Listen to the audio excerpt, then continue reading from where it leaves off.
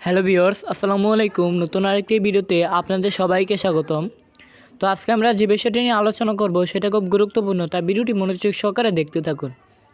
আজকের ভিডিওতে আমি আপনাদেরকে জানাবো যে দেশি কবুতর পালনের সঠিক নিয়ম, কিভাবে আপনারা সঠিক নিয়মে দেশি কবুতর পালন করবেন সেই সম্পর্কে আজকে আমাদের ভিডিওটি। ভিডিও শুরু করার আগে আপনাদের কাছে ছোট্ট একটা রিকোয়েস্ট থাকবে, যারা আমাদের চ্যানেলে নতুন আছেন চ্যানেলটা সাবস্ক্রাইব করে আমাদের পাশেই থাকবেন। চলুন আজকের ভিডিও শুরু করা যাক। দেশি কবুতর পালনের সঠিক নিয়ম আমরা অনেকেই জানি, বেশিরভাগ ক্ষেত্রে আমরা অনেকে দেশি কবুতর ছেড়ে পালন করে থাকি। তো প্রথমে আমরা বলে নিই যে দেশি কবুতর খাঁচায় পালবেন না ছেড়ে। দেশি কবুতর খাঁচায় পালন করা যায়, ছেড়েও পালন করা যায়।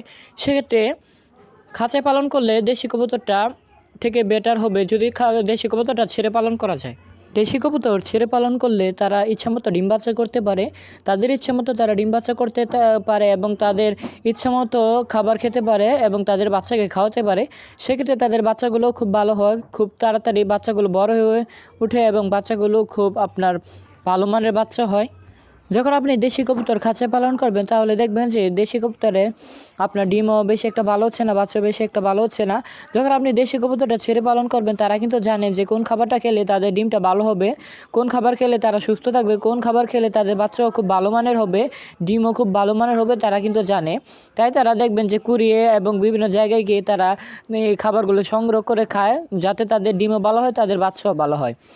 দেশি কবুতর ছেড়ে পালন করার জন্য অবশ্যই খোপ দরকার হয়। খোপে কিন্তু দেশি কবুতর ছেড়ে পালন করা হয়। দেশি কবুতরকে যদি 2টা খোপ দেওয়া হয় এক জোড়া কবুতরকে, তাহলে বেশি ভালো হয়। কারণ দেখেন, যখন কবুতরের বাচ্চা 15 থেকে 20 দিন হয়ে থাকে তখন কবুতর কিন্তু আবার ডিম দিয়ে থাকে। তাই পাশে যদি আপনারা আরেকটা খোপ রাখেন তাহলে এক খোপে কবুতরের বাচ্চা থাকবে, আরেক খোপে কবুতর ডিম দিয়ে দেবে। দেখবেন যে এক কবুতর ডিমে বসে তা দিচ্ছে, আরেক কবুতর বাচ্চাকে খাওয়াচ্ছে। এরকমটাই হয়ে থাকে দেশি কবুতর পালনের ক্ষেত্রে। তাই যদি 2টা খোপ দেন তাহলে বেশি ভালো হয়। আর যদি আপনি কবুতরকে একটা খোপ দেন তাহলে খোপটা অবশ্যই বড় সাইজের হতে হবে। যদি খোপটা বড় থাকে তাহলে কবুতর এক সাইডে বাচ্চা দিয়ে আরেক সাইডে ডিম পাড়তে পারবে। তো এখন কথা বলা যাক যে দেশি কবুতরকে কীভাবে খোপ এবং বাসা চেনাবেন।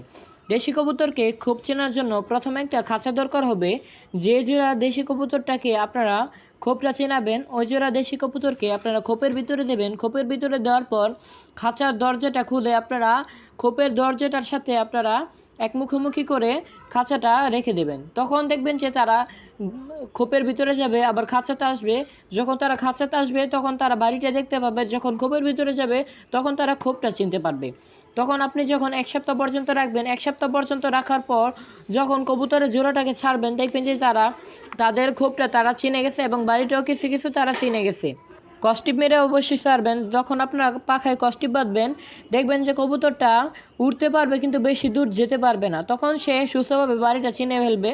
তখন আপনি 10 থেকে 12 দিন পর্যন্ত কস্টিপ রাখবেন। তখন আপনি যদি কস্টিপটা ছেড়ে দেন তখন দেখবেন যে সুস্থভাবে সে বাড়িটা চিনে গেছে। এভাবে করেই কিন্তু দেশি কবুতর পালন করা হয়। তো আজকের ভিডিও পর্যন্তই, দেখা হচ্ছে আমাদের পরবর্তী ভিডিওতে। ভিডিওটিতে অবশ্যই একটি কমেন্ট করে যাবেন এবং ভিডিওটি ভালো লাগলে অবশ্যই একটি লাইক দিয়ে যাবেন। দেখা হচ্ছে আমাদের পরবর্তী ভিডিওতে। আজকের জন্য বিদায় নিচ্ছি। আল্লাহ হাফেজ।